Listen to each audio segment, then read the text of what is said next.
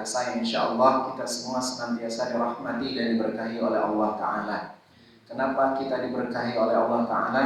Sebab ada doa Nabi kita Muhammad SAW, Allahumma barik lana ummatan, Allahumma barik lana fi bukurina. Ya Allah, berkahilah kami di pagi hari ini.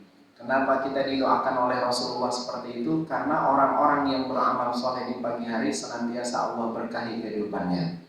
Alhamdulillah, kita bersyukur kepada Allah Subhanahu wa Ta'ala bahwasanya Allah Ta'ala masih melimpahkan kepada kita semua berbagai macam nikmat, terutama sekali nikmat iman, nikmat Islam, nikmat sihah wal afiyah, dan nikmat kesempatan, sehingga pada saat ini Allah takdir izinkan kita untuk dapat meluangkan waktu melangkahkan kaki guna duduk di masjid yang mulia ini dalam rangka rutinitas kita sholat fardu berjamaah dilanjutkan dengan ta'lim. Mudah-mudahan sabab duduknya kita di tempat ini, dosa kita diampuni oleh Allah, niat baik kita dikabul dijabah oleh Allah, dan pulang dari tempat ini kita beroleh ilmu yang manfaat. Salawat dan salam kita sampaikan kepada junjungan kecintaan kita, Nabi besar Nabi Muhammad sallallahu alaihi wasallam beserta keluarga, sahabat kita sebagai ummah dan pengikutnya.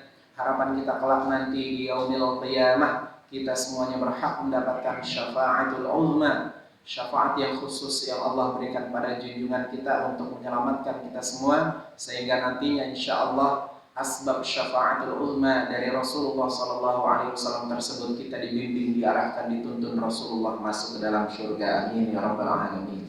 Ma'asyiral muslimin rahimakumullah.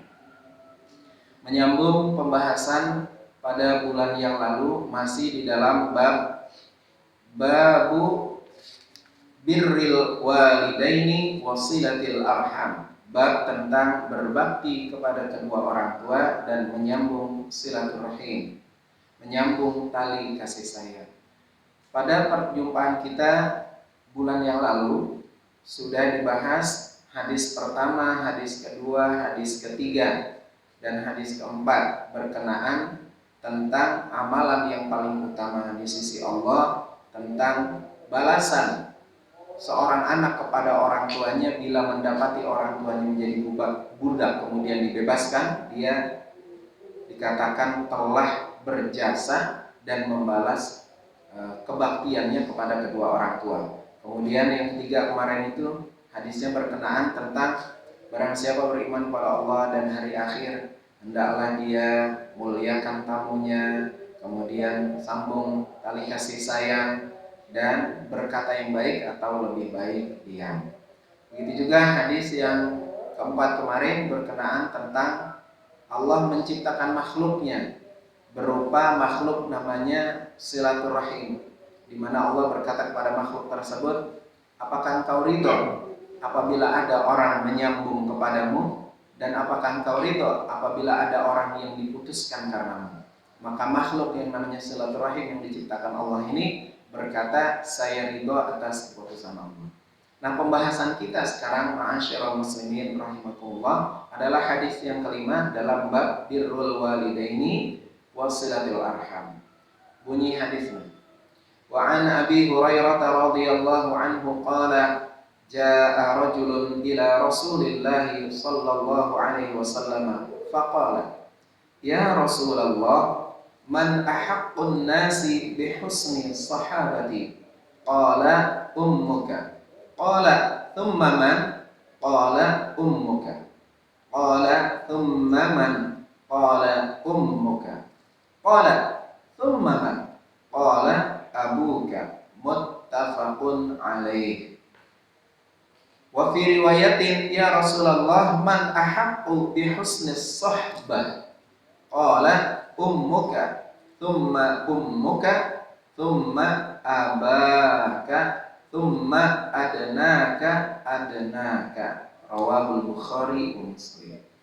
Ma'asyiral muslimin rahimakumullah, bahwasanya hadis ini bersumber dari Sayyidina Abu Hurairah radhiyallahu anhu, di mana beliau mengatakan pernah datang seseorang kepada Nabi kita Muhammad SAW, dan seseorang itu bertanya, ya Rasulullah man ahaqqun nas bi husni sahabati, wahai Rasulullah, siapakah yang paling berhak di antara manusia yang aku berbuat baik kepadanya? siapakah di antara manusia yang paling berhak aku berbuat baik kepadanya? Qala, Nabi menjawab, ummuka, ibumu. Qala, orang laki-laki itu kembali lagi bertanya, tsumma man? Kemudian siapa lagi ya Rasulullah? Qala, Nabi menjawab, ummuka, ibumu. Qala, orang laki-laki itu kembali bertanya, tsumma man? Siapa lagi ya Rasulullah? Qala, Nabi menjawab, ummuka, ibumu. Qala, laki-laki itu kembali bertanya, tsumma man?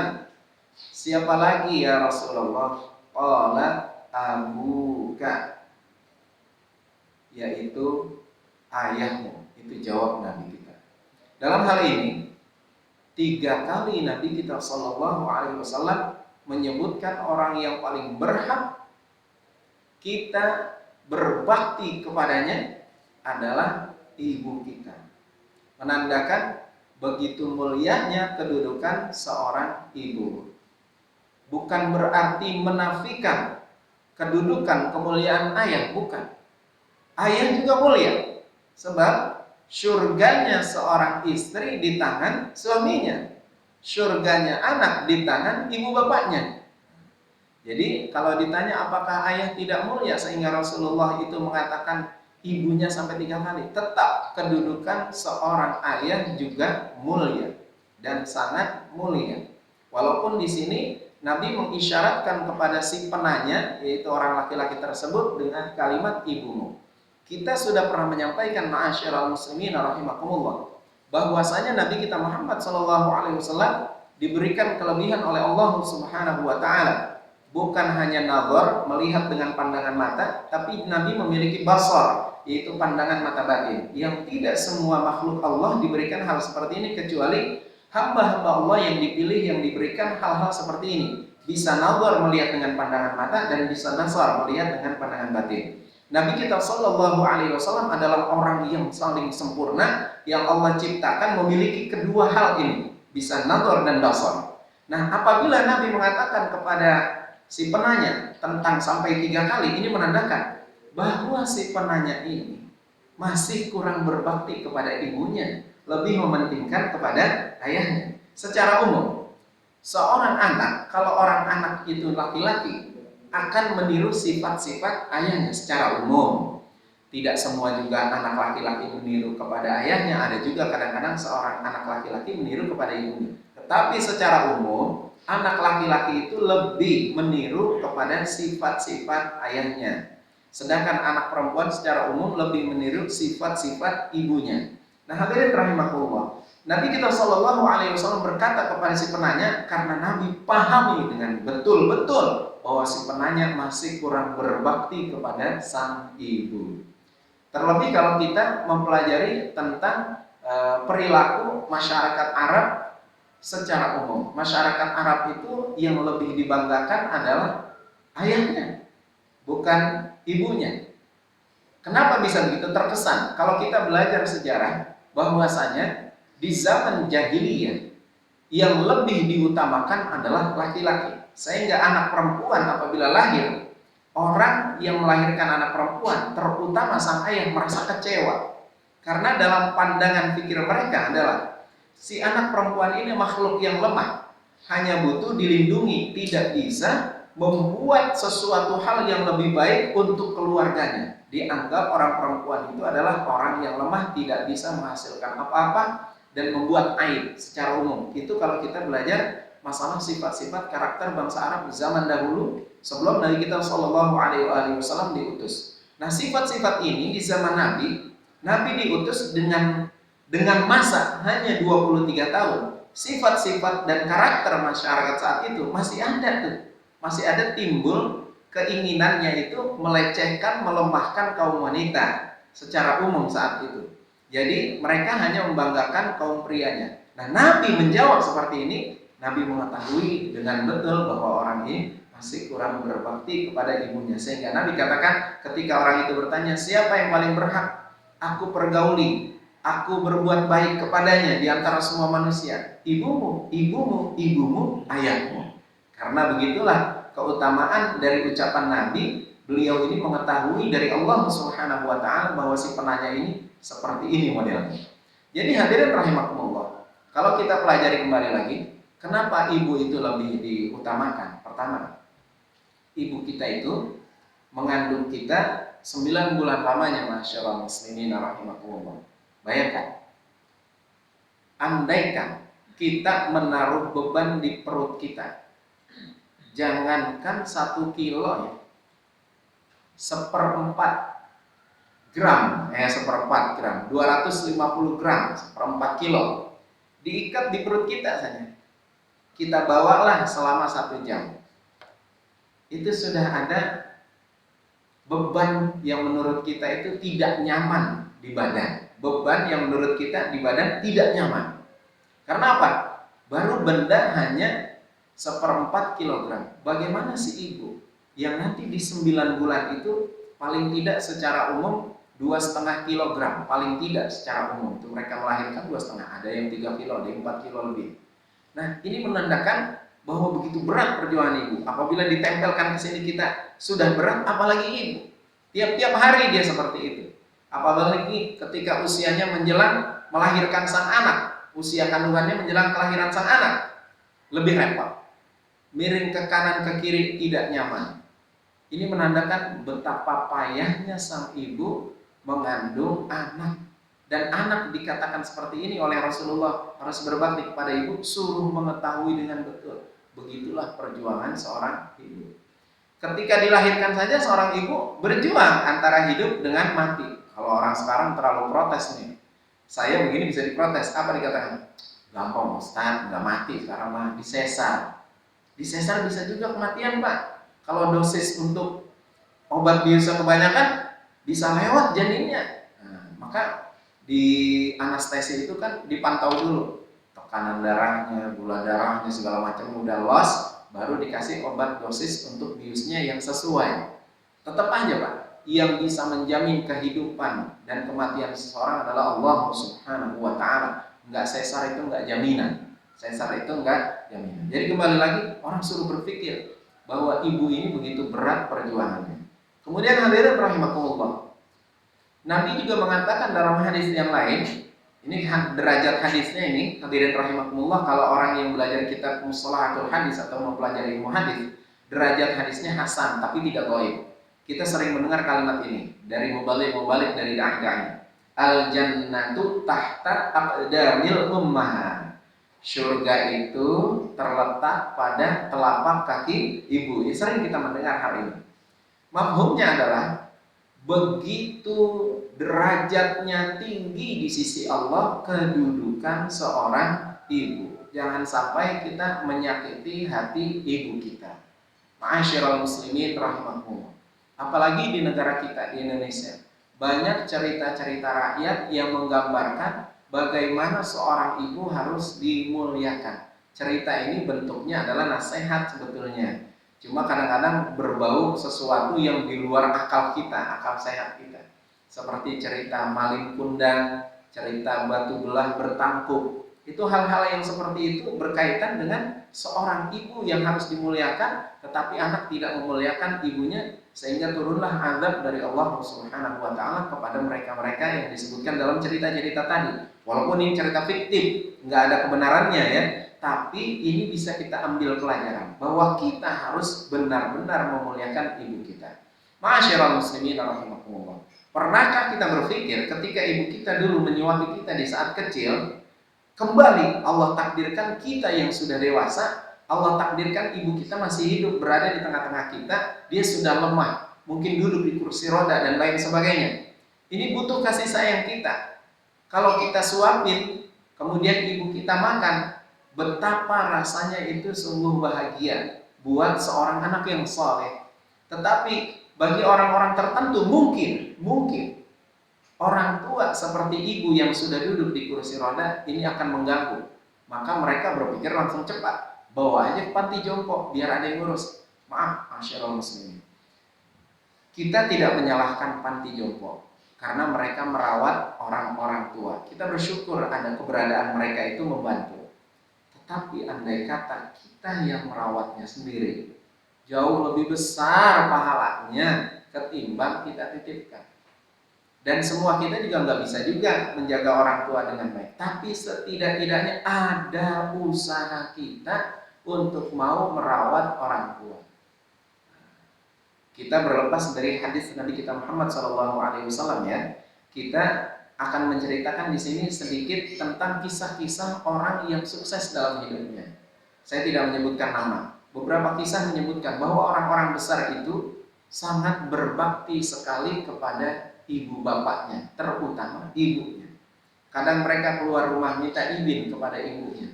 Sampai di rumah dia menemui yang pertama kali ibunya. Bahkan masih ada di dalam kitab Riyadhus Shalihin juga ini hadis berkenaan tentang orang yang tertutup di mulut goa karena mulut goanya itu tertutup batu besar. Salah satunya ada yang berdoa dengan amal solehnya. Yang satu berdoa, salah satunya, ya Allah, jika saya dulu memerah susu, kemudian susu itu sangat dibutuhkan oleh anak dan istriku, tetapi saat itu aku serahkan susu yang aku perah ini kepada ibu bapakku.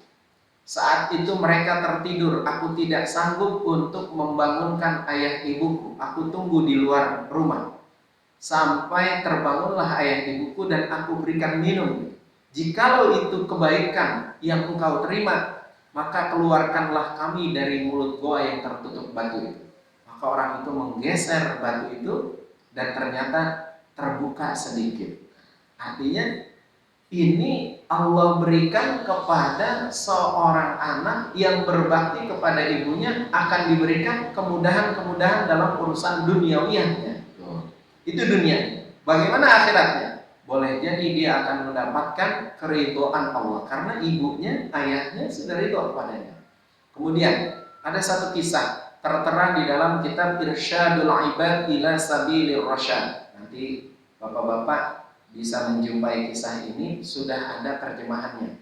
Karangan Syekh Zainuddin bin Abdul Aziz Al-Malaybari. Kurang lebih ini harga bukunya sekitar 70 ribuan. Itu berisi hadis dan cerita-cerita, dan kitab itu berisi fikih yang berbalut dengan cerita-cerita untuk menguatkan hukum-hukum fikih di dalam kitab tersebut. Dalam kitab itu ada satu kisah tentang perjumpaannya Nabiullah Sulaiman alaihissalam dengan seorang pemuda yang tertutup kubah yang berwarna hijau pekat. Dan kubah hijau pekat itu bersinar di malam hari, sedang di siang hari seperti lumut. Itu diketahui oleh Nabi Sulaiman ada orang di dalam kubah hijau itu ketika Nabiullah Sulaiman alaihissalam berada di Laut Merah dengan semua tentaranya. Dalam kisah itu disebutkan bahwa Nabiullah Sulaiman alaihissalam memerintahkan semua pasukannya mencari mutiara di dasar Laut Merah. Nggak ketemu. Kemudian yang diperintahkan Ifrit. Ifrit itu mencari ke dalam dasar lautan. Yang dia temukan hanya bermacam-macam mutiara, tapi mutiara yang dimaksud itu sama Nabiullah Sulaiman alaihissalam tidak ketemu. Singkat ceritanya, Nabiullah Sulaiman itu punya pembantu yang soleh, dan ini terus terang di dalam kitab tafsir Jalaluddin As-Suyuti atau yang kita kenal dengan tafsir Jalalain. Orang itu bernama Asif bin Barkhiyah. Asif bin Barkhiyah adalah seorang soleh yang memindahkan singgasana Ratu Balqis ke Masjidil Aqsa, tempat kerajaannya Nabiullah Sulaiman. Nah, singkat ceritanya Asif bin Barkhiyah diminta untuk mencari kubah tadi. Maka dia berdoa kepada Allah dari dalam dasar Lautan Merah itu menyembullah ke permukaan kubah hijau. Di dalam kubah hijau itu ketika terbuka pintunya ada pemuda tadi.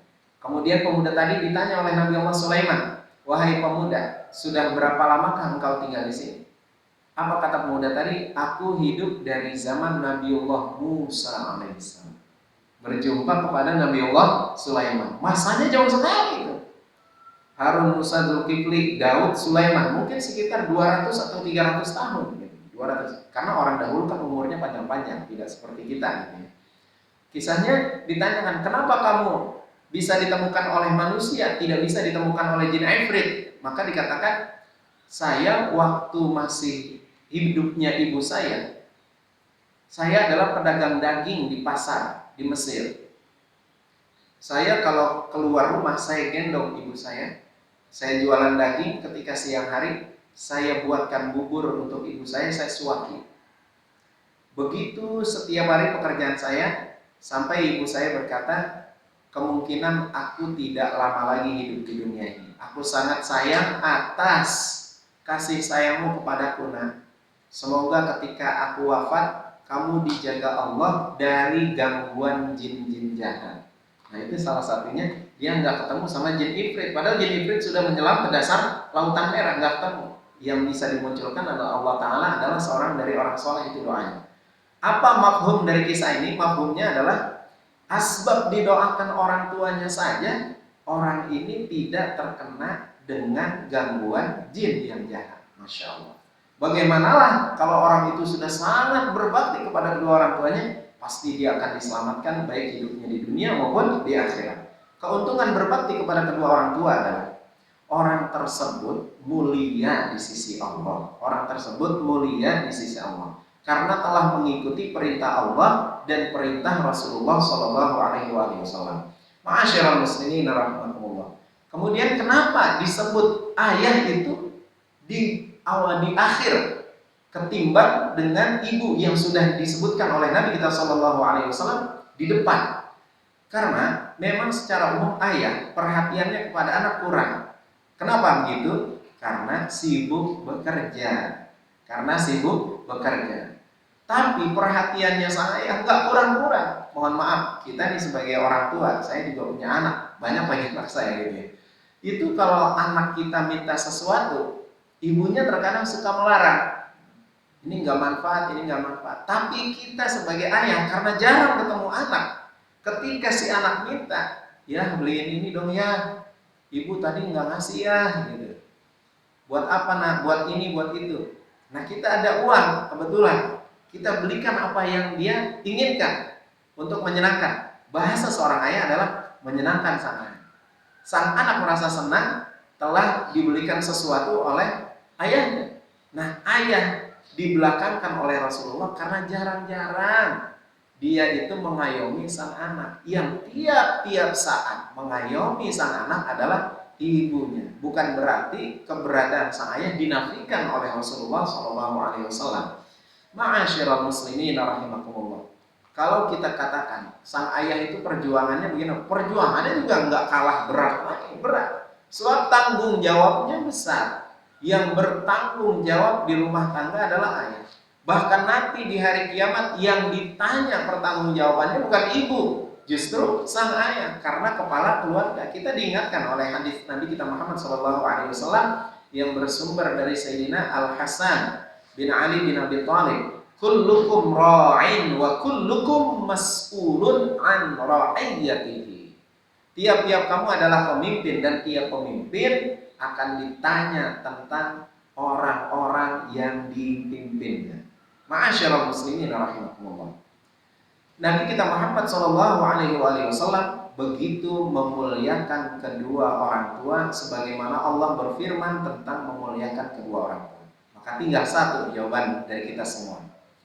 Sanggupkah kita berbakti kepada kedua orang tua? Jawabannya sanggup.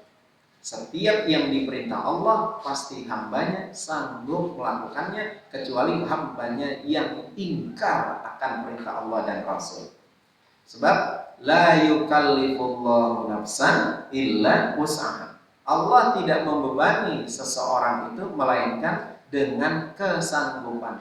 Kalau Allah perintah sholat pasti mampu. Kalau Allah perintah berbakti kepada orang tua pasti mampu. Kalau Allah perintahkan untuk bersilaturahim pasti mampu. Tinggal orangnya mengingkari perintah Allah dan Rasul atau tidak. Kalau dia tidak mengingkari, maka dia benar-benar mampu melaksanakan. Apalagi nanti menjelang bulan suci Ramadan, kita sudah harus siap-siap tuh. Terutama fisik kita. Untuk menyongsong Ramadan harus kuat badan kita. Artinya sehat supaya bisa melaksanakan ibadah puasa di siang harinya. Kembali lagi. Itu hadis yang kelima berkaitan dengan pertanyaan seseorang kepada Nabi kita Muhammad SAW, yang orang itu bertanya siapa yang paling berhak untuk dipergauli dengan baik. Nabi jawab dengan 3 kali ibumu, dan Nabi jawab 1 kali dengan ayahmu. Selanjutnya ma'asyiral muslimin, hadis yang nomor 5. Wa an Abi Hurairah radhiyallahu anhu 'anil Nabi sallallahu alaihi wa alihi wasallam qala raghima anfu thumma raghima anfu thumma raghima anfu man adraka abawaihi 'indal kibari ahaduhuma aw kilahuma falam yadkhulil jannata, rawahu Muslim. Dari Sayyidina Abu Hurairah, semoga Allah meridhoinya, dari Nabi kita sallallahu alaihi wasallam, beliau bersabda, raghima anfu, kalau dalam bahasa terjemah bahasa Arab, raghima tersungkur, anfu hidung. Tersungkur hidung. Ini kalimatun dhammiyah, kalimat celaan. Bahasa terjemah Indonesianya bukan tersungkur hidung, bukan. Artinya raghima anfu, rugilah dia, celakalah dia. Rugilah dia atau celaka dia. Ini kalimatun dhammiyah, kalimat celaan. Nabi katakan, raghima anfu, celakalah dia. Tsumma raghima anfu, kemudian celakalah dia. Tsumma raghima anfu, celakalah dia. Nabi nyebut sampai 3 kali. Celaka dia, celaka dia, celaka. Nauzubillah. Kalau Nabi sudah menyampaikan kalimat celaka, berarti kalau ada orang yang termaktub nanti dari sabda Nabi ini, maka hidupnya celaka. Maka hidupnya celaka. Nauzubillah min dzalik. Apa itu yang celaka? Man adroka, barang siapa adroka, menjumpai. Adroka ini sebetulnya mengetahui. Seperti kalau orang Arab bertanya, atadri, apakah kamu tahu? Atadri di sini maknanya juga adalah menjumpai. Man adroka, barang siapa yang menjumpai abawaihi, kedua orang tuanya, indal kibari, ketika orang tuanya sudah kibar, di masa tuanya. Ahaduhuma, salah satunya, aw kilahuma, atau kedua-duanya masih hidup di kala usianya senja tadi. Dia jumpai orang tuanya seperti itu, sudah tua. Falam yadkhulil jannah, tapi orang tersebut enggak masuk surga. Wah, kenapa itu ya? Orang enggak masuk surga gara-gara jumpain orang tuanya sudah tua. Apa maksud di sini? Berbakti. Kalau dia bisa berbakti kepada kedua orang tuanya, maka anak tersebut yang berbakti kepada orang tuanya akan dihantarkan Allah masuk ke dalam surga. Kan kemarin sudah kita jelaskan di hadis-hadis sebelumnya itu, bahwasanya inna rihal jannah tasjidu min masirati alfi'am, sesungguhnya bau harum surga dapat dicium dengan 1000 tahun perjalanan. 1000 tahun perjalanan. La yajiduha, tidak bisa mencium bau harumnya surga aqun, orang yang durhaka kepada orang tuanya, wa qati'ur rahim, dan yang memutuskan silaturahim. Nah, ini artinya kalau Nabi berkata celaka, celaka, celaka bagi seseorang yang mendapati kedua orang tuanya masih hidup dan sudah tua, salah satunya atau kedua-duanya, tetapi tidak bisa memasukkan dia ke dalam surga, celaka. Orang yang seperti ini celaka. Kalau kita sih berharap, insya Allah kita semua saleh ya, insya Allah kita nanti dihantarkan Allah masuk ke dalam surga. Nggak mungkinlah orang yang udah sholat 5 waktu, orang tersebut itu durhaka kepada ibu bapak. Karena secara umum sholat itu bagaimana? Inna sholata tanha 'anil fahsya'i wal munkar. Sholat itu mencegah dari perbuatan keji dan munkar. Orang yang sholat pasti dialah taat sama ibu bapaknya, berbakti sama ibu bapaknya. Tidak mungkin dia mendurhakai ibu bapaknya yang begitu payahnya memperjuangkan kehidupannya sampai dia dewasa dan mungkin jadi orang yang sukses. Kembali lagi. Jadi hadirin, kita nih berusahakan untuk menggapai surga, salah satunya dengan cara berbakti. Mafhum dari hadis ini kita sudah sama-sama paham insyaallah. Maka kita lanjutkan ke hadis berikutnya. Masih dari Sayyidina Abu Hurairah. An Abi Hurairah radhiyallahu anhu, anna rajulan qala, ya Rasulullah, inna li qarabatan asiluhum wa taqta'uni wa uhsinu ilaihim wa yusi'uni ilayya wa ahlumu anhum wa yajhaluna alayya. Faqala, la in kunta kama qulta fa ka'annama tusifuhumul malla wa la yazalu ma'aka minallahi dhahirun alaihim ma dumta ala dzalika, rawahu Muslim. Dari Sayyidina Abu Hurairah semoga Allah meridhoinya bahwa seorang laki-laki itu bertanya kepada Nabi, "Ya Rasulullah, wahai Rasulullah, inna li qarabah." Sesungguhnya saya punya kerabat. Asiluhum, saya selalu menyambung silaturahim. Wa yaqta'uni, tetapi mereka malah putusin silaturahim sama saya. Ini dilema ya. Dalam kehidupan ada yang seperti itu. Semoga Allah merahmati kita semuanya. Kadang-kadang kita udah berusaha menyambung silaturahim, tapi pihak keluarga kita malah seakan-akan mau jumpai kita aja nggak mau. Bahkan ngangkat telepon kita yang sudah berdering berkali-kali mungkin di tempat saudara kita itu, saudara kita nggak mau angkat. Dilihat nama kita, oh dia yang ngomong, jadi angkat. Wallahualam, mungkin juga pernah juga kita lakukan pada saudara kita juga begitu. Ini mengingatkan diri saya pribadi dan juga pada jamaah. Jadi kalau ada telepon dari saudara kita, angkatlah hadirin, ya, supaya bersahut-sahutanlah suara kita dengan suara saudara kita. Diperdengarkanlah suara saudara kita di telinga kita, dan kita pun diperdengarkan oleh Allah suara kita di telinga dia. Jadi ini untuk menjaga silaturahim. Jangan sampai seperti dalam cerita ini, saya punya kerabat, saya sambung silaturahim kepada mereka, mereka memutuskan kepada saya. Wa usinu ilaihim, saya berbuat baik kepada mereka, wa yusiuna ilayya, tetapi mereka berbuat jahat pada saya. Dalam kehidupan nyata ada juga seperti itu. Kita sudah berbuat baik sama keluarga kita, kadang-kadang balasannya lain. Misal, ketika waktu jaya-jayanya kita, mungkin sukses-suksesnya kita bisa ngasih apa saja kepada saudara kita. Tetapi Allah putar roda kita, kehidupan kita.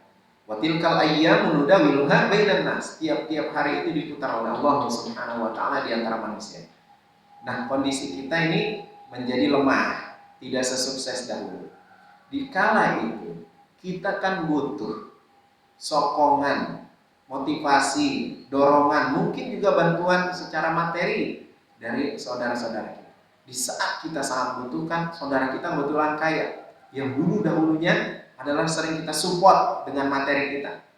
Dia tidak mau berbuat baik kepada kita, support materi pun enggak, noleh juga tidak sama sekali. Nah, ini namanya orang tersebut telah berbuat kejahatan kepada kita. Hanya satu, doainnya kebaikan, jangan doakan keburukan. Mudah-mudahan dia berubah, kembali lagi seperti saudara kita yang dulu yang saling menopang satu sama lain. Kembali lagi. Ini orang bertanya bahwa saya punya kerabat, saya sambung silaturahim kepadanya, dia memutuskan pada saya berbuat baik kepadanya, tetapi dia berbuat jahat pada saya. Wa ahluhu anhum, saya menyayangi mereka ya Rasulullah. Wa yajhaluna alayya, tapi mereka itu tidak sayang sama saya. Ada kan begitu ya? Ponakan-ponakan kita yang masih kerabat kita kasih salam tempel kalau lebaran. Giliran anak kita main ke rumah dia di lebaran, salam tempel juga gak ada. Orang kayak gitu kan, bagaimana tuh perasaan kita ya? Tapi kita jangan begitulah gitu. Kita kan bukan mengharapkan. Ini yang diharapkan adalah silaturahim. Nah, ini namanya nggak bijaksana nih. Kita udah kasih sayang, dia nggak kasih sayang. Jadi ini curhatnya seorang sahabat kepada Nabi kita Muhammad Sallallahu Alaihi Wasallam. Faqala, Nabi menjawabnya, la in kunta kama qulta, kalau memang benar apa yang kamu katakan, faka'annama tusifuhumul malla, seakan-akan kamu menaburkan abu yang panas ke mulut mereka. Seakan-akan kamu menaburkan abu yang panas ke mulut mereka. Apa mafhum di sini? Mafhumnya adalah kita berbuat baik itu kan ngasihnya kebaikan yang Allah berikan kepada kita. Tetapi karena orang itu telah berbuat keburukan, nggak tahu rasa berterima kasih kepada orang yang berbuat kebaikan kepadanya, maka Allah akan berikan murkanya. Itu bahasa dari Nabi adalah Allah seperti seakan-akan kamu menaburkan abu yang panas ke mulut mereka. Karena biasanya kejahatan dimulai dari mulut dulu. Allah berikan seperti itu. Gambaran dari Nabi yang ketika orang ini bertanya, Nabi bilang seakan-akan mereka itu diberikan abu yang panas di mulut. Wala yazalu ma'aka minallahi dhahirun 'alaihim. Allah senantiasa akan menjadi penolong kamu. Madumta 'ala dzalika, selama kamu berbuat kebajikan, selama kamu menyambung silaturahim, selama kamu berkasih sayang kepada mereka. Jadi ini mengajarkan kepada kita jangan balas keburukan dengan keburukan. Balas keburukan dengan kebaikan. Misalnya bola. Bola itu kan terbuat secara umum itu dari karet. Ketika kita pukulkan, itu akan memantul. Kita berbuat kebaikan sama dia, tetapi dia tidak mau berbuat baik sama kita. Itu seakan-akan kita pantulkan kebaikan kepada orang itu, ya, seperti bola. Bola itu memantul kepada kita, maka kebaikan yang kita baikkan kepada orang itu berbalik lagi kebaikannya kepada kita. Tetap aja kita baik. Selamanya kita menjadi orang yang baik kalau kita bisa melaksanakan seperti yang dicurhatkan sahabat kepada Nabi, dan Nabi jawabnya seperti itu. Nah, hadirin rahimakumullah, untuk menenangkan hati kita dari rasa sakit hati seperti itu, prosesnya panjang. Menenangkan hatinya itu prosesnya panjang. Kadang-kadang sakit hati kita. Maaf. Seumpama saudara kita berdekatan rumahnya dengan kita. Kita menyediakan makanan. Kita kasih makanan ini lewat istri kita, tolong sampaikan kepada saudara kita. Diberikanlah makanan itu kepada saudara kita. Kemudian kita sama istri kita keluar rumah, umpama ke pasar. Makanan yang kita kasih, kita lihat ternyata tidak dimakan, dibuang di comberan. Sakit hati. Kita kasih makanan itu maksudnya biar dimakan, tetapi dibuang di comberan. Ini bisa terjadi pada siapa saja, enggak pada saya, enggak pada bapak-bapak sekalian. Bisa terjadi seperti itu. Seakan-akan dia tidak mau pemberian kita. Nah, repot nih yang kayak gini. Maka tetap jangan dibalas dengan keburukan. Balas dengan kebaikan-kebaikan. Walaupun pahit rasanya dan sakit hati kita. Kebaikan, Masya Allah. Kemudian hadirin kita lanjutkan. Insya Allah mafhum dari hadis tersebut kita pahami. Hadis selanjutnya, wa an Anas radhiyallahu anhu anna Rasulullah sallallahu alaihi wasallam qala man ahabba an yubsaqa lahu fi rizqihi wa yunsa'a lahu fi atharihi falyasil rahimah. Dari Sayyidina Anas bin Malik, semoga Allah meridhoinya, bahwa Rasulullah bersabda, barang siapa yang cinta an yubsaqa lahu, agar dibentangkan itu diluaskan, fi rizqihi, dalam urusan rezekinya, wa yunsa'a lahu, agar diberikan kebaikan, fi asarihi, ketika sudah tidak adanya, falyasil rahimah, maka sambunglah silaturahim. Kalau terjemah bebasannya, barang siapa yang menginginkan agar diluaskan rezekinya, dipanjangkan umurnya, gitu. Kalau tadi itu artinya siapa yang diberikan kebaikan sesudah kematiannya, maksudnya itu dipanjangkan umurnya, maka sambunglah silaturahim. Sambunglah silaturahim. Insya Allah mafhumnya tahu ya Pak, karena kita sudah jelaskan berkali-kali, kita tidak mengulangi lagi. Hadis selanjutnya yang nomor 9.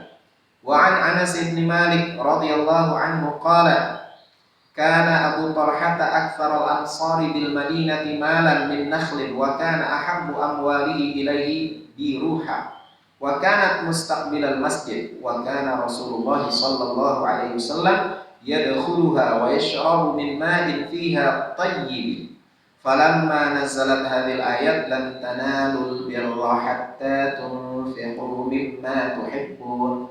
Qama Abu Talhah ila Rasulillah sallallahu alaihi wasallam faqala ya Rasulullah inna Allah tabaraka wa ta'ala yaqul lan tanalul birra hatta tunfiqu mimma tuhibbun wa inna ahabba mali ilayya biruha fa innaha sadaqatun lillahi ta'ala arju birraha wa dhukhraha 'inda Allah ta'ala wa wada'ha ya Rasulullah haitsu araka Allah. Faqala Rasulullah sallallahu alaihi wasallam bah dzalika malun rabih, dzalika malun rabih. Wa qad sami'tu ma qulta wa inni ara an taj'alaha fil aqrabin. Faqala Abu Talha af'al ya Rasulullah. Faqasamaha Abu Talha fi aqaribihi wa bani ammihi, muttafaqun alaih.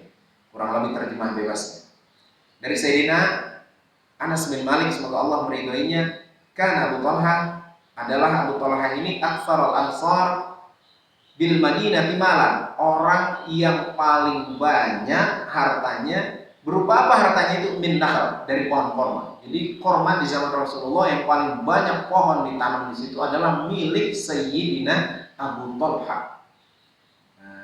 Saya waktu ke Madinah nggak sempat nanya-nanya begitu sama mutawifnya yang di sana. Cuma kami belajar sejarah, dan waktu itu ada museum di Mekah itu. Waktu kami di Madinah itu tidak menjumpai kebun korma tersebut, tapi waktu kami di Mekah kami menjumpai museum sahabat. Di sana ada jelaskan ini yang namanya kebun kormanya Sayyidina Anas bin Malik, ini kebun kormanya Sayyidina Abu Talha, dan lain-lain disebutkan di situ dalam kisah-kisah di museum sahabat itu. Kembali lagi, nah ini di Madinah yang memiliki kebun yang begitu banyak pohon kormanya adalah milik Sayyidina Abu Talha radhiyallahu anhu. Kemudian wa kana ahabbu amwali ilaihi biruha, dan dia paling cinta dengan harta di antara kebun-kebun korma itu satu taman yang diberi nama biruha di bahasa Arabnya. Biruha itu artinya satu tempat bersantai, taman. Dia bikin taman kecil di antara kebun-kebun korma, dikasih nama biruha. Wa kana Rasulullah sallallahu alaihi wasallam yadkhuluha, Nabi itu sering masuk ke dalam taman biruha itu. Wa yashrabu min ma'in fiha thayyib, yang Nabi juga sering minum. Di taman itu ada memancar mata air yang jernih. Nabi sering minum di situ. Itu Nabi senang tuh sama taman itu. Kira-kira nih, kalau taman dibuatnya itu biasanya 10 meter persegi atau luas, Pak? 10 meter persegi berapa nih? 2 meter kali 2 meter kali ya, baru 4. 3 meter kali 3 meter, nggak mungkin itu taman. Pasti taman luas, setidak-tidaknya mungkin sekitar, kalau luasnya itu 1000 meter persegi lah paling tidak itu taman. Di situ ada air. Nabi sering masuk situ, sering minum situ. Dan itu taman itu benar-benar menyenangkan. Nabi sering juga duduk di situ. Dalam riwayat ini Nabi sering duduk, dan Nabi kadang-kadang tertidur di taman itu.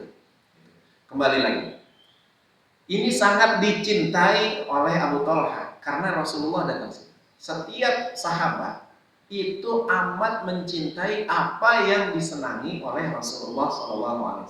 Kalau Nabi berada di tempat itu pasti disenangi sahabat. Dan ini biruha itu kebetulan taman yang indah, yang sangat disenangi oleh Abu Talha. Wa kanat mustaqbilal qiblah, dan yang namanya taman biruha ini menghadap masjid, mustaqbilal masjid, menghadap ke arah masjid. Jadi kalau Masjid Nabawi itu kelihatan. Kalau kata yang mutawif di sana, dulu di sana adalah kebun kormanya Sayyidina Abu Talha, tapi sekarang jadi gedung-gedung hotel-hotel. Kembali lagi. Wa kana Rasulullah sallallahu alaihi wasallam falamma nazalat hadhil ayat, tatkala saat itu Nabi diturunkan satu ayat. Bunyi ayatnya, lan tanalul birra hatta tunfiqu mimma tuhibbun. Sekali-kali, litaukid ini yang untuk penegasan. Sekali-kali tidak akan diterima kebaikan hatta sehingga tunfiqu, kamu memberikan infak, mimma tuhibbun, apa yang paling kamu cintai. Jadi kita infak kita, kebaikan kita, kebajikan kita enggak bakal diterima Allah. Kalimat enggak bakal ini bukan berarti enggak diterima ya. Itu haknya Allah mau diterima atau tidak gitu ya. Tidak diterima oleh Allah kalau tidak memberi apa yang paling kita cintai. Maaf. Sebelum saya lanjutkan hadis ini. Hadirin, kalau kita bersedekah baju yang kita hadiahkan biasanya baju baru atau baju bekas? Baju bekas ya? Haji bisa aja. Secara umum kan baju bekas. Cobalah sekali-kali kita bersedekah yang lagi kita pakai itu, yang sangat kita pakai. Karena ada sebuah riwayat di dalam kitab Hayatus Sahabah karangan Syekh Maulana Ilyas Al-Kandahlawi. Ada seorang sahabat Sayyidina Abdullah bin Mas'ud radhiyallahu anhu yang kemarin bertanya tentang amalan apakah yang paling dicintai oleh Allah. Sayyidina Abdullah bin Mas'ud itu duduk di samping Rasulullah. Saat itu Rasulullah kedatangan rombongan dari Yaman yang mereka berbondong-bondong mengucap syahadat di hadapan Nabi. Salah satu orang di antara rombongan itu menghadiahi Rasulullah rida, selendang. Biasanya tuh kalau orang kita ngelihat selendang itu Habib-habib tuh. Habib-habib pakai selendang itu, pakai rida. Selendang itu buatan Yaman dan selendang itu terkenal di zaman itu, di zaman Nabi. Selendang buatan Yaman itu sangat terkenal, akan selalu dipakai orang-orang Arab dan membuat al-fakhr, kebanggaan, karena selendangnya bagus, ada corak-coraknya gitu. Mungkin kalau Nabi udah ngelihat selendang batik, mungkin Nabi pakai selendang batik gitu. Itu corak yang paling bagus. Kembali lagi, Nabi kita Shallallahu Alaihi Wasallam pakai. Yang ngelihat di samping Nabi adalah Sayyidina Abdullah bin Mas'ud. Apa kata Nabi? Aturid ya Ibnu Mas'ud. Apakah kamu suka selendang ini? Suka ya Rasulullah. Nabi berkata seperti itu, dianggapnya bercanda oleh Sayyidina Abdullah bin Mas'ud. Tapi Nabi udah pakai, dilihat oleh orang-orang Yaman. Nabi pakai, mereka senang. Kemudian Nabi lepas, langsung dikalungkan di pundaknya Sayyidina Abdullah bin Mas'ud. Nah, kayak gitu. Baru dipakai sebentar, langsung hadiahkan. Coba kayak kita nih, baru beli mobil baru, teman kita datang, mobil ente cakep nih, ente mau? Kita bilang gitu, berani nggak bapak-bapak? Ente mau? Mau, beli dong. Jangan kalau kita begitu, ini ente mau ambil deh, tuh, kayaknya belum berani gitu. Berani nggak gitu? Belum berani.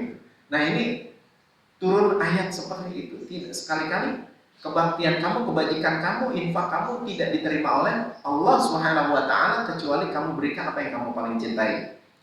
Qama Abu Talha. Kemudian ketika turun ayat ini kepada Nabi, berdirilah Sayyidina Abu Talha ila Rasulillah, menghadap Rasulullah. Faqala, dia berkata, "Ya Rasulullah, innallaha tabaraka wa ta'ala yaqul lan tanalul birra hatta tunfiqu mimma tuhibbun." Ya Rasulullah, Allah yang Maha Berkah, yang Maha Tinggi telah mengatakan, berfirman bahwasanya sekali-kali kebajikan tidak diterima sehingga kita memberikan yang terbaik dari diri kita. Wa inna ahabba ilayya mali ilayya biruha. Yang paling saya cintai dari harta saya adalah taman biruha itu, yang engkau masuk di dalamnya, engkau bisa beristirahat, minum air di dalamnya. Itu yang paling saya sukai. Wa innaha shadaqatun lillahi ta'ala. Maka kebun itu saya sedekahkan karena Allah.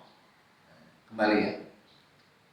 Sedekah yang paling utama itu terang-terangan atau sembunyi-sembunyi, Pak?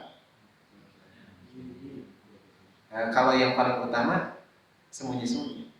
Afdhalus shadaqati shadaqatus sir. Seutama-utama sedekah yang disembunyikan. Tapi ini Sayyidina Abu Talha ngomong langsung di depan Nabi. Kalau dia ngomong depan Nabi, Nabi itu tidak pernah diiringi para sahabat. Pasti ada sahabatnya. Kecuali Nabi udah masuk kamar. Itu urusannya adalah udah nggak di urusan sahabat lagi. Sahabat itu kalau ada Nabi itu pasti berkerumun. Nah, ngomong begini berarti di hadapan siapa? Sahabat-sahabat. Apakah ini bagian dari ria? Ini bukan bagian dari ria. Karena sahabat itu semuanya orang yang jujur, nggak ada niat membangga-banggakan amal, nggak ada sahabat. Semuanya hatinya bersih para sahabat. Makanya kalimat yang sering diucapkan untuk para sahabat adalah radhiyallahu anhu. Allah meridhoi mereka. Allah meridhoi dia. Karena hatinya para sahabat ini semuanya bersih. Bukan untuk bangga-banggaan, bukan untuk dia. Kata Sayyidina Abu Talha, saya sedekahkan biruha itu karena Allah. Di hadapan Nabi. Arju birraha wa dhukhraha. Saya mengharapkan kebaikannya dan simpanan saya kelak di akhirat. Dhukhraha. Indallah, di sisi Allah. Jadi kalau kita infak terang-terangan, ini menjadi dasar, boleh. Karena di sini ada perbuatan yang dilakukan oleh Sayyidina Abu Talha di hadapan Rasul dan di hadapan para sahabat. Jadi kita sedekah terang-terangan boleh. Contoh nih, masjid lagi membangun. Pak Ustadz Abdul Halim, Pak Ustadz Bakhtiar, saya nyumbang ya, ini untuk masjid, mulai dari keramiknya, mulai dari splitnya, batunya, pasirnya, semennya, saya yang pegang. Yang dengar banyak orang. Cuma kalau kita harus ngelurusin niat, bukan untuk banggaan. Kalau ini Abu Talha ini bersih, nggak apa-apa juga kalau ada orang yang niat seperti itu, nggak apa-apa. Biasanya yang suka niat-niat begitu biasanya caleg-caleg biasanya. Benar nggak Pak? Ya, semoga Allah merahmati caleg-caleg dan memberi hidayah kepada mereka. Biasanya kalau udah ngomong udah jadi lupa biasanya. Tapi nggak semuanya juga sih, ada yang menepati janjinya. Tapi menepati janjinya dikurangin dikit. Janji ini katanya kalau saya jadi nih masjid saya bangun dengan biaya 1,5 M. Udah jadi, saya nggak kuat Pak, ini belum ada pemasukan, ini cuma mau nyumbang 100 juta. Nah berarti udah ingkar janji, tapi masih nyumbang juga sih, biarin aja nggak apa-apa. Kembali lagi. Jadi ini dilakukan oleh Sayyidina Abu Talha. Kemudian Nabi kita Shallallahu Alaihi Wasallam diberitahukan oleh Sayyidina Abu Talha, "Fadhaha ya Rasulullah, haitsu arakallah." Ambil ya Rasulullah. Ini saya sudah sedekah nih. Di hadapan Allah saya mengharapkan kebaikan dan simpanan ini kelak di hari kiamat buat saya. Ambil ya Rasulullah, ambil. Ini pengharapan. Ini kalimat adalah kalimat istiqbaliyah, niatnya untuk diterima, agar diterima. Fadhaha, ambil ya Rasulullah. Mengharap ya. Ambil ya Rasulullah. Kemudian apa kata Nabi kita Muhammad sallallahu alaihi wasallam? Bah dzalika malun rabih, dzalika malun rabih. Bah, beruntung kamu. Dzalika malun rabih. Ini harta yang bagus. Dzalika malun rabih. Ini juga harta yang bagus. Kalimatnya sampai 2 kali diulang Nabi, ini harta yang bagus, harta yang bagus. Qad sami'tu ma qulta, aku sudah mendengar apa yang kamu ucapkan tadi wahai Abu Talha. Wa inni ara an taj'alaha fil aqrabin. Aku berpendapat kepadamu, hendaklah engkau bagikan kebun biruha ini kepada kerabat-kerabatmu. Kepada kerabat-kerabatmu. Kalau Nabi ngomong begitu, berarti kerabatnya Abu Talha miskin apa kaya? Miskin. Gitu. Jadi Nabi kan udah punya basar, melihat pandangan dengan hati gitu ya. Bagikan kepada kerabat-kerabatmu. Faqala Abu Talha, maka Abu Talha mengatakan, af'al ya Rasulullah. Saya laksanakan ya Rasulullah. Nah ini kelebihan sahabat. Sahabat itu sami'na wa ata'na. Kami dengar, kami taati. Kemudian faqasamaha Abu Talha fi aqaribihi wa bani ammi. Maka Abu Talha membagi-bagikan harta tersebut kepada kerabatnya dan anak paman-pamannya. Berarti kalau dibagikan kepada kerabat, aqarib ini jamak ya, bukan qarabah. Kalau qarabah ini artinya satu orang. Tapi kalau aqrabin gitu ya, aqaribihi itu jamak tuh. Artinya banyak. Dan bani ammihi, anak pamannya, bani itu juga jamak. Ya, itu jamak. Kalau ibnun satu, kalau udah bani banyak. Berarti kalau yang saya ucapkan tadi mungkin 1000 meter persegi, berarti lebih gitu. Nah, kalau yang dibagikan banyak, masa orang dibagi semeter-semeter nggak mungkin kan gitu. Pasti seorang itu dapat ya minimal lah 100 meter lah, 100 meter lah. Berarti banyak sekali itu yang dibagikan oleh Sayyidina Abu Talha. Itu yang dilakukan Sayyidina Abu Talha Al-Ansari radhiyallahu anhu, yang ketika turun ayat tersebut dia berusaha sungguh-sungguh mengamalkan ayat tersebut. Dalam riwayat yang lain, saya ceritakan sedikit ya. Dalam riwayat yang lain, ini masih Abu Talha juga. Jadi ini dua hadis ini dengan periwayat yang berbeda. Dua hadis ini dengan periwayat yang berbeda, tapi mafhumnya sama. Yang satu turun ayat seperti ini, bahwa sekali-kali kebajikan tidak diterima kecuali memberikan yang terbaik. Dalam hadis yang lain dikatakan bahwasanya Sayyidina Abu Talha adalah orang yang tidak pernah tertinggal takbiratul ihramnya Rasulullah. Diulangi, Sayyidina Abu Talha adalah seorang sahabat yang enggak pernah tertinggal takbiratul ihramnya Rasulullah. Artinya dia selalu udah di depan. Sebelum Nabi ngangkat tangannya takbiratul ihram, dia udah tahu, udah ada di depan siap-siap menjalankan sholat. Kalau kita kan bermacam-macam ya karakter kita. Kadang-kadang kita takbiratul ihram imam itu masih baru takbiratul ihram, belum baca Fatihah gitu, belum masuk ke dalam masjid. Nah, ini kita harus mentarget diri kita masing-masing agar di awal waktu kita sudah datang kalau bisa kembali lagi. Nah, ketika itu dia sakit, dibebatlah kepalanya. Mungkin kalau dalam riwayat dikatakan dia tertimpa batu ketika mendirikan bangunan, itu beban, luka. Karena pusing, dia tertidur. Datanglah Sayyidina Bilal mengumandangkan azan. Dia terbangun. Maka dia bersiap-siap bergegas dari rumah menuju Masjid Nabawi untuk sholat. Tetapi sudah mendapati Rasulullah sudah dengan kondisi tidak dihadapi beliau takbiratul ihram, sudah sidakap nabinya, udah ketinggalan. Nah, selepas itu dia ngomong, ya Rasulullah, saya berdosa ya Rasulullah. Kenapa berdosa? Saya tertinggal takbiratul ihram. Sahabat ketinggalan takbiratul ihram merasa apa? Berdosa. Kita biasa aja ya. Ini yang ngomong sama, ini mengingatkan diri pribadi. Kalau bapak-bapak kan dari orang-orang soleh, dari awal udah saya lihat udah takbiratul saya, takbiratul ihramnya saya udah berada semuanya bilang, masya Allah, semoga Allah menjadikan bapak penghuni surga yang tertinggi ya. Nah, kemudian hadirin rahimahullah, dia ngomong, nah ini omongan, saya ingin menebus kesalahan saya dengan membayar kebun biruha agar disedekahkan. Ini jadi ceritanya sama, cuma alur ceritanya berbeda. Yang satu periwayatannya adalah Imam Hakim dalam kitab Al-Mustadrak. Kalau ini periwayatannya Imam Bukhari dan Imam Muslim dalam kitab Riyadhus Shalihin.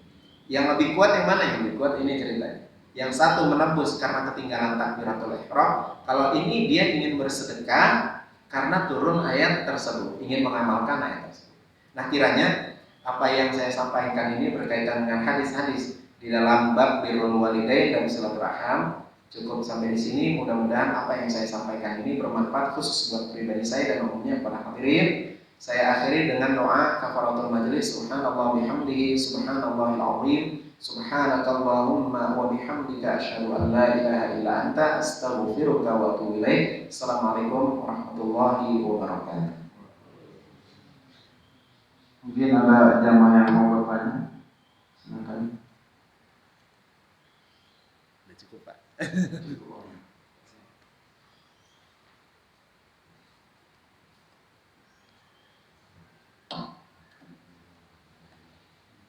Assalamualaikum warahmatullahi wabarakatuh. Waalaikumsalam warahmatullahi Mau wabarakatuh. nanya mengenai tentang keriduan untuk dapat keriduan orang tua.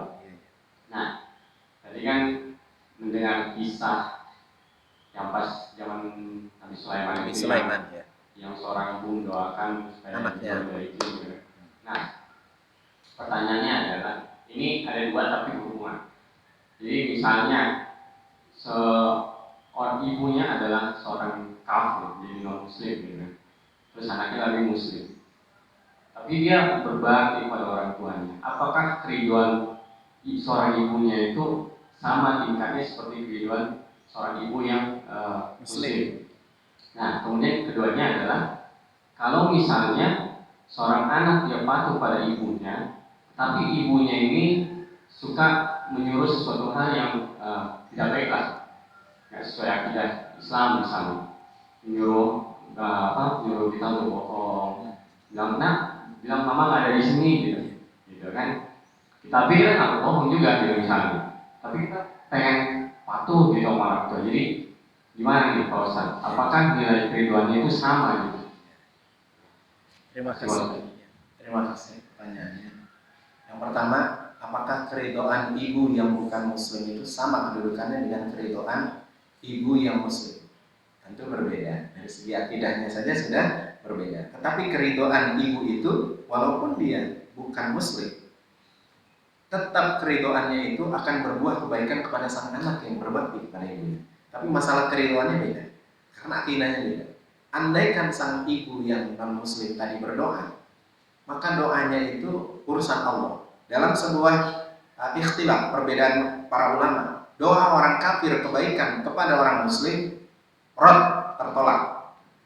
Sebagian ulama mengatakan doa orang kafir kebaikan, doa orang kafir doanya yang baik, kebaikan kepada orang muslim diterima sama Allah. Karena inti doanya adalah kebaikan, bukan keburukan. Jadi ada dua ulama berbeda pendapat. Andaikan ibu non muslim tadi mendoakan kebaikan kepada anaknya, ulama yang pertama berpendapat tetap diterima oleh Allah, karena yang inti doanya adalah kebaikan. Kalau doanya keburukan itulah yang tertolak. Dalam firman Allah, wa ma du'aul kafirina illa fi dhalal, bahwasanya doa-doa orang untuk orang kafir, doanya kepada Allah dhalal, sia-sia belaka.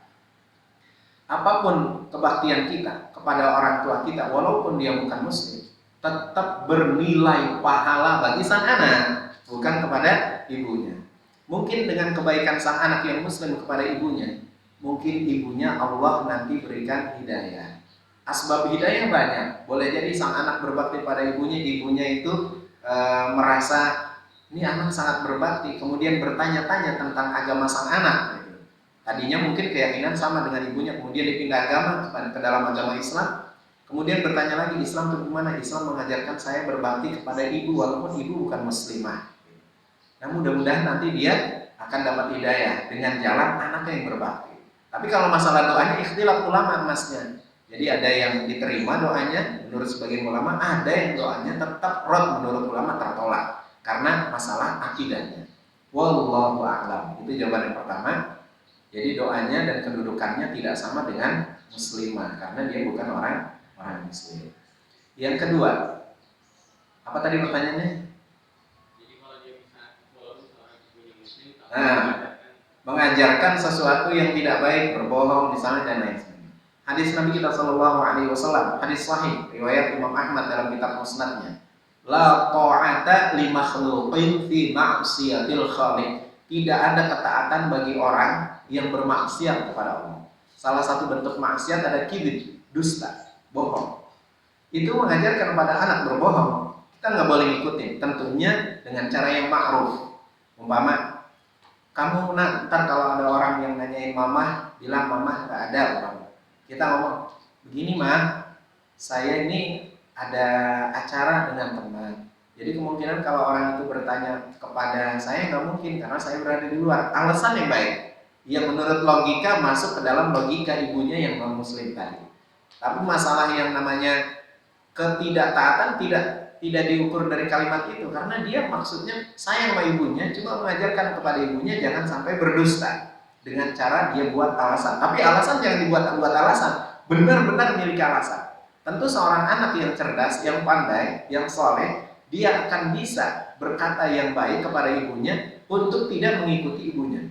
Ada lagi misalnya, kita disuruh memilihkan minuman yang memabukkan. Ini perbuatan maksiat.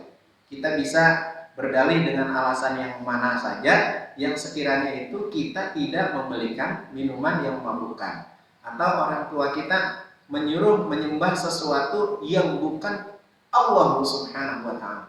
Maka kita dengan cara yang baik. Zaman para sahabat juga begitu. Orang tuanya non muslim nyuruh anaknya kembali lagi kepada agama nenek moyang dan lain sebagainya.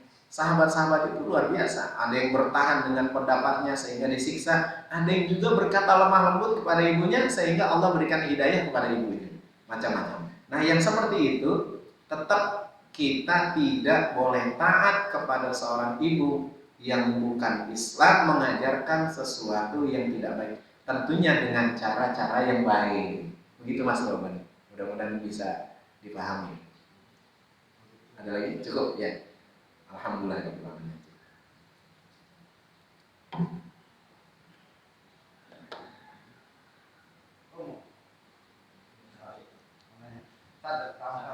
Ya, ya. Oh, silakan. Silakan. Assalamualaikum warahmatullahi wabarakatuh. Waalaikumsalam. Mungkin catatan saya nggak kelewat dari soal pemahaman tentang balasan berbuat baik. Balasan berbuat Kan kalau orang berbuat baik, ya jangan dibalas buruk itu. Dalam logika saya itu nggak pas gitu. Jadi kemanusiaan kita juga kurang ajar, kurang baik kalau dibalas yang buruk.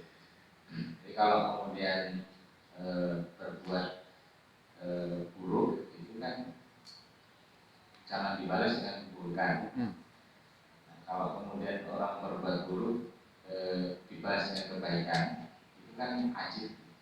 Luar biasa. Cuman caranya gimana? Nah, ada di tengah-tengah itu orang berbuat buruk kita biarin aja. Iya, iya.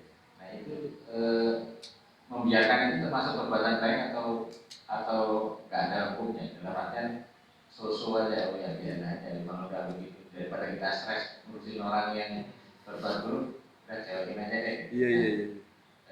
Ini derajatnya gimana? Iya, iya. Terima kasih Pak atas pertanyaannya. Begini hadirin rahimakumullah. Ini dilema ya. Orang berbuat baik, kita berbuat baik padanya pas. Orang berbuat buruk, kita berbuat baik padanya itu ajib luar biasa. Nah, dalam Islam ini maknanya luas. Saya tidak menjelaskan secara tafsili ya, terperinci tadi karena memang sifatnya global umum. Jadi begini hadirin. Nabi kita Shallallahu Alaihi Wasallam pernah bersabda di dalam kitab Sahih Bukhari, unsur akhaka zaliman kana au mazluman. Tolonglah saudaramu yang berbuat zalim dan yang dizalimi. Pertanyaan dari sahabat, kalau yang berbuat zalim kita tolong, mohon maaf, kalau orang yang dizalimin kita tolong, benar ya Rasulullah. Sahabat nanya nih, tapi kan kalau orang yang berbuat zalim itu kita tolong, bagaimana? Nabi bilang, cegah dia dari perbuatan zalimnya, itu nolong orang yang berbuat zalim. Nah, kalau kita melihat ada orang berbuat jahat kepada kita, kemudian rasanya kalau kita mau berbuat baik sama dia, kita nggak sanggup, malah cuekin aja lah, biarin aja dia, nafsi dia sama dia, kita sama kita. Kalau kena azab ya dia, kena bagian pahala ya kita. Nggak begitu juga maksudnya. Jadi begini, memang dibutuhkan di antara kita ini seseorang yang sanggup untuk merubah keburukan menjadi kebaikan. Dan untuk orang-orang tersebut ya adalah orang-orang yang dipilih oleh Allah Subhanahu wa taala, nggak semuanya. Dan bapak-bapak ini termasuk orang yang dipilih. Bapak bisa hadir sholat subuh berjamaah, kemudian ikut taklim. Bapak-bapak dipilih oleh Allah Ta'ala menjadi orang baik.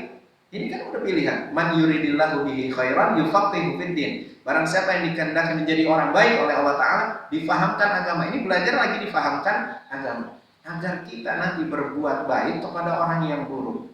Tentunya berbuat baik kepada orang buruk, cegah dia dari sifat buruknya itu dengan cara yang ma'ruf tentunya. Maaf, nggak semua orang cara berpikirnya sama, dan ulama juga satu sama lain cara berpikirnya juga nggak sama. Ada ulama yang satu tetap bersikeras bahwa amar ma'ruf nahi mungkar, dan nahi mungkarnya itu memang keras, benar keras gitu.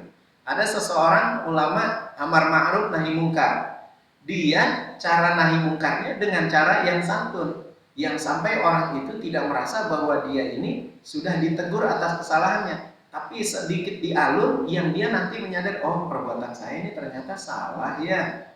Nah, maka dia menyadari atas nasihat orang tadi dengan cara yang satu.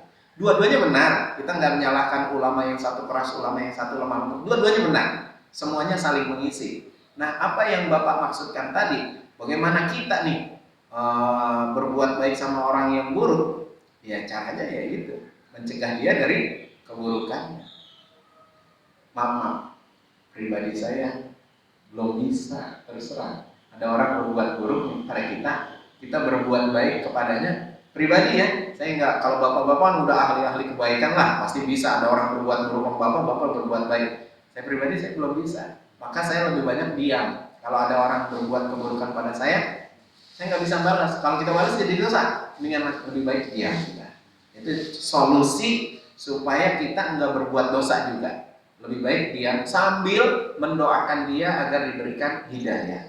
Sambil mendoakan dia agar diberikan hidayah. Sebab hidayah nggak ada yang tahu Pak masalahnya. Saya jadi panjang lagi nih, nggak apa-apa nih Pak. Ya, sambil minum. 2 menit aja Pak. Sebab kalau kita memvonis orang ini bakalan masuk neraka, itu bukan kita mah ya. Itu urusannya adalah Allah. Seperti gini. Idza ahabballahu 'abdan yuwaffiqahullahu bi'amalis shalihin qabla al-maut. Jika Allah mencintai seorang hamba, hamba itu akan diberikan taufik hidayah melakukan amal-amal kebajikan sebelum mati. Aslinya kita lihat mabok mulu.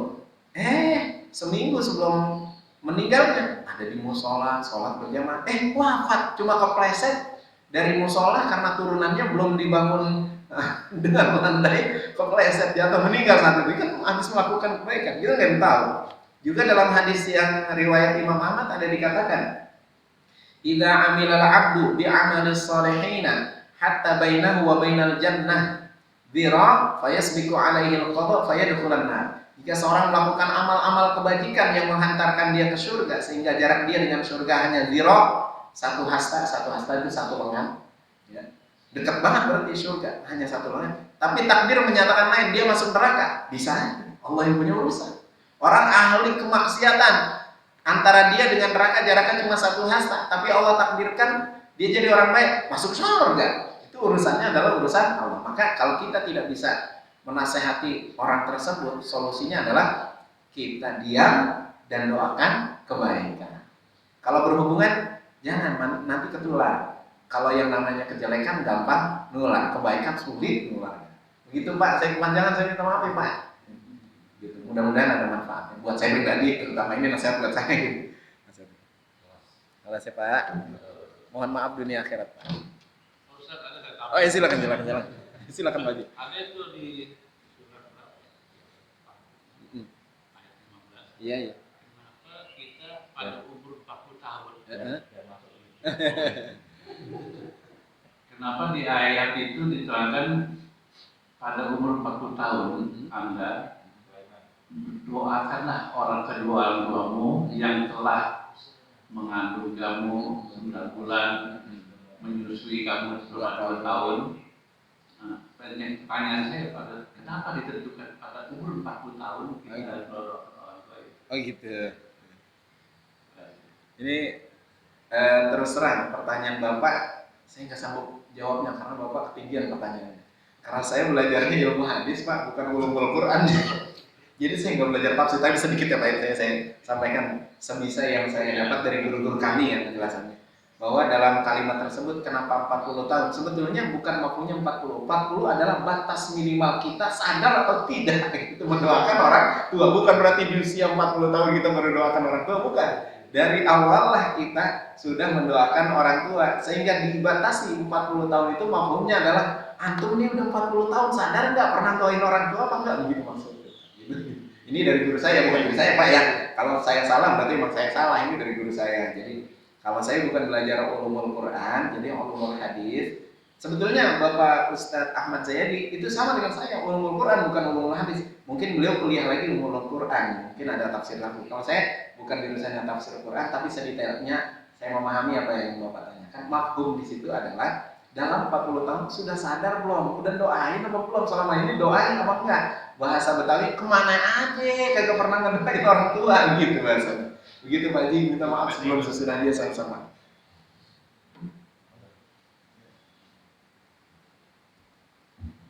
Ya, Ustaz, atas tausiah. Insya Allah kalau ada yang mau bertanya lagi nanti setelah kita Sama-sama ya Pak. kita tutup kajian pertanyaan istighfar astagfirullahaladzim. Baca doa untuk majlis. Subhanallah. Wabihamdika asyhadu an la ilaha illa anta astaghfiruka wa atubu ilaik. Wassalamualaikum warahmatullahi wabarakatuh. Waalaikumsalam. Sedikit pengumuman ya, Bapak. Tadi saya sebelum barusan ceramah sedikit menyampaikan pesan, nanti biar tidak kaget jemaah. Di awal atau di akhir pilihannya kita mau buat ada semacam ringkasan kajian kaitannya nanti untuk rekaman YouTube karena untuk siaran. Karena jarang-jarang orang kalau di upload ke YouTube itu nontonnya 1 jam, paling banter 5 menit, 7 menit. Jadi tadi bermohon pada Pak Ustadz bisa menyisikan waktu 5 atau 7 menit sebagai ringkasan dari materi yang akan disampaikan. Jadi nanti bisa di awal atau di akhir. Nah, pada saat itu barangkali nanti jemaah bisa memakluminya. Karena kalau di awal disampaikan ringkasannya, ya kita mendengarkan, di akhir juga mendengarkan, tapi durasi 1 jamnya tetap dalam proses pembahasan. Jadi biar nggak kaget nanti, karena ini khusus untuk ini, karena kita juga nggak ada waktu untuk mengeditnya. Ya, demikian Bapak. Assalamualaikum warahmatullahi wabarakatuh. Silakan untuk menikmati hidangannya.